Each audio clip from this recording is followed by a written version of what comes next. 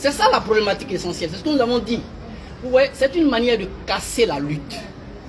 On prend un bon groupe, on les met à la maca, sans procédure aucune. Vous avez vu, le procureur, à peine, il avait des arguments. Mais ce verdict là, au moins il permet à nos amis de sortir. Je pense que les sachants l'ont interprété. Nous, ce qui nous revient. Nous sommes heureux qu'ils soient dehors, mais nous interpellons encore le gouvernement. C'est déjà salutaire hein, qu'ils passent les fêtes de fin d'année avec leur famille. Ce n'est pas méritoire, mais c'est salutaire. Je répète, cette décision, elle n'est pas méritoire, elle n'est pas juste, mais elle est salutaire, elle est acceptable. Nous attendons dans un délai raisonnable.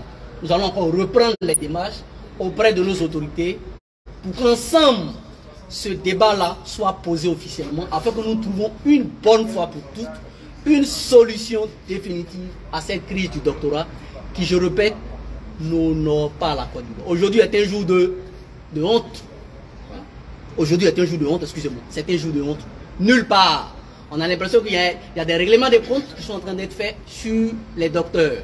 Après avoir été le premier pays à avoir fait composer les docteurs sur table, nous sommes encore le premier pays à avoir arrêté les docteurs qui réclamaient pacifiquement. Mais je réitère, c'est une décision salutaire. Ils vont passer les fêtes avec leur famille.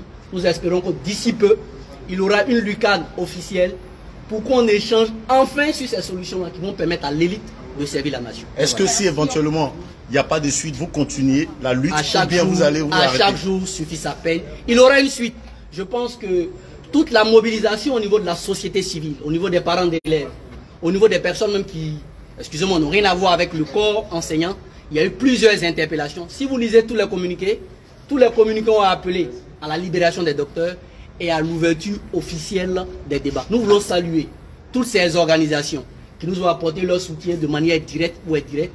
Alors nous espérons que d'ici peu, ces discussions vont s'ouvrir et comme nous le disons, c'est la Côte d'Ivoire qui va gagner.